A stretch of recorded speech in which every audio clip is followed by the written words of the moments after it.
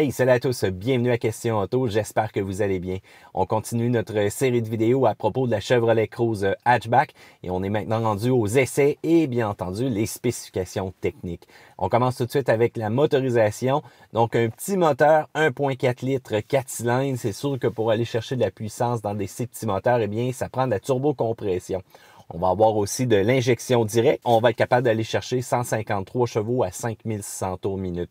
Du côté du couple, un petit peu plus, 177 entre 2000 et 4000 tours minute.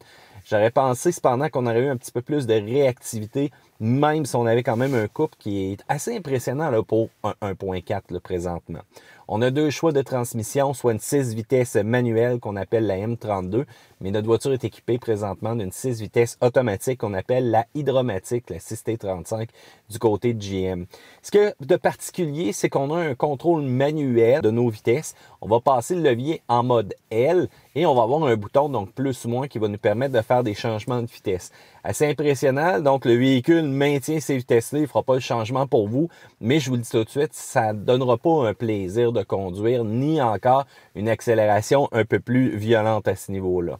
Parlons-en du comportement routier. Eh bien, la première chose qu'on remarque, c'est que le véhicule est plus léger. On parle de 200 livres de moins en général. On a réussi à sauver 100 livres au niveau de la carrosserie et même au niveau de la motorisation, c'est 44 livres de moins suite à la nouvelle conception donc du moteur. Les accélérations, eh bien, on va parler d'environ 0,60 000 à l'heure de 7,7 secondes sur certains sites. Je m'attends à beaucoup plus que ça, je vais vous dire. Le feeling, en tout cas, n'est pas vraiment impressionnant, même si on a la turbocompression dans le véhicule. Donc, plus un 8.9 d'après moi, en réalité, qu'est-ce qu'on va voir? Je vous en ai parlé un petit peu tantôt, le mode manuel, eh bien, c'est pas avec ça que vous allez faire un meilleur temps, cependant, du côté de votre accélération. Du côté freinage, cependant, là, c'est vraiment bien dosé. On a une bonne force, c'est quand même assez puissant. Je dois vous dire que j'ai été surpris. On n'a pas de perte non plus au niveau du freinage lorsqu'on va vraiment solliciter ça de manière un petit peu plus intensive. On a une distance qui est relativement courte aussi. La pédale est un peu haute cependant, voire même plus haute que l'accélérateur. Et des fois, lorsqu'on fait des mouvements de pied, eh bien, on a tendance un petit peu à s'accrocher dedans. Ça, c'est un peu particulier. Donc, préparez-vous à lever votre pied pour vraiment l'appuyer à fond au niveau du freinage. Du côté des disques, eh bien, on parle de disques ventilés à l'avant de 10,8 pouces et à l'arrière des disques solides de 10,4 pouces. Du côté aussi, donc, de la puissance de freinage, on a un package qui est disponible, cependant très peu de détails sur le site de GM. Sans doute que ça va être bon pour vous donner un petit peu plus de freinage si jamais vous aimez la performance. Du côté de la direction, eh bien, c'est une direction qui est électrique assistée. Attention donc au vallon, un petit peu, ça a tendance à se promener. C'est une direction qui est légère. Ça a un peu aussi d'effet de coupe lorsqu'on va accélérer, donc à basse vitesse. On se bat pas nécessairement avec le volant, mais je dois dire que c'est des effets qui sont ressentis. On sent un petit peu plus une direction légère vraiment. Du côté de la suspension, eh bien là, c'est une configuration qui est vraiment particulière qu'on a. La suspension à l'avant va être avec des bonnes vieilles jambes de force McPherson à l'avant.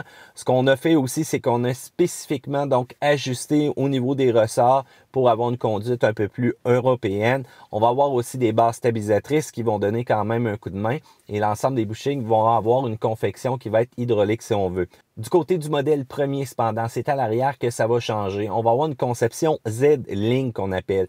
C'est sûr que c'est une poutre de torsion, mais on va avoir comme des barres stabilisatrices qui vont agir en Z pour aller justement donner un meilleur confort au niveau de la suspension. Faut dire que j'ai pas été encore une fois tout à fait impressionné. C'est une suspension qui rebondit. L'avant va se stabiliser beaucoup plus vite, mais l'arrière, lui, va avoir tendance à aller se promener un peu, voire même propulser des fois les occupants dans la cabine quand on va avoir un trou qui va être vraiment profond. Donc, c'est sûr que lorsqu'on va être en virage, le véhicule va aller s'appuyer, ça va être intéressant, mais lorsqu'on a vraiment une route qui est chaoteuse, c'est pas la suspension que je préfère présentement. Du côté du confort général, c'est cependant très bien. On a plein d'équipements intéressants au niveau de la voiture, que ce soit juste le Apple CarPlay, Android Auto. On a une finition qui est correcte, une finition qui a grandement évolué quand on regarde les voitures américaines comme celle-ci. La vision est bonne, les bancs sont bons malgré l'assise qui est un petit peu plus courte. On a des prises USB, on a des prises 110 volts. Donc, je trouve que côté général, côté même espace, côté pratique, sérieux, c'est très, très bon pour cette voiture-là. Du côté sécurité, on a même mis le paquet, même en équipement standard, que ce soit l'avertisseur de dépassement de voie, l'alerte de trafic transversal, voire même les indicateurs donc d'angle mort qui vont nous avertir lorsqu'un véhicule va s'approcher. Et on a même des capteurs qui nous aident dans nos manœuvres de stationnement. Je dois dire qu'il y a certains véhicules, même de base comme ça, qui n'en offrent pas autant. C'est tout à l'avantage de la Cruise. Du côté coussin gonflable, eh bien, on parle de 10 coussins gonflables. La caméra de recul, il ne faut pas l'oublier. Et les standards avec la version de base de la Cruise. Parlons de consommation. La première chose qu'on remarque, c'est vraiment le système d'arrêt-départ qui ne peut pas être désactivé au niveau de la Cruise. Ça, c'est un peu particulier. Si vous y allez pour une version manuelle, du côté efficience, on va faire 8,3 litres au 100 en ville, 6,4 sur l'autoroute. Si vous choisissez la version automatique, on parle de la L, la LS et la LT parce qu'il y a une différence entre automatique premier. On parle de 8,1 litres en ville et 6,2 litres au 100 sur l'autoroute. Si vous choisissez le modèle premier qui est un petit peu plus cossu, un petit peu plus équipé aussi donc d'effet de sol, on parle de 8,4 litres en ville et 6,4 litres sur l'autoroute. C'est un réservoir d'essence aussi qui va être capable d'avoir 51,9 litres à moins de prendre la version LS Auto. Et là, on réduit à 45,8 litres. Donc, du côté comportement général, ça file un petit peu européen. Il y a du travail à faire côté suspension. La Cruise a énormément évolué, même par son comportement routier, mais surtout par son intérieur et ses équipements de base. On essaie de faire un package très compétitif et ça, c'est ça qui va réussir à nous démarquer sans doute lorsqu'on va se comparer aux autres compacts. Qu'est-ce que vous en pensez? Trouvez-vous qu'une motorisation 1.4 litres, c'est un peu trop juste?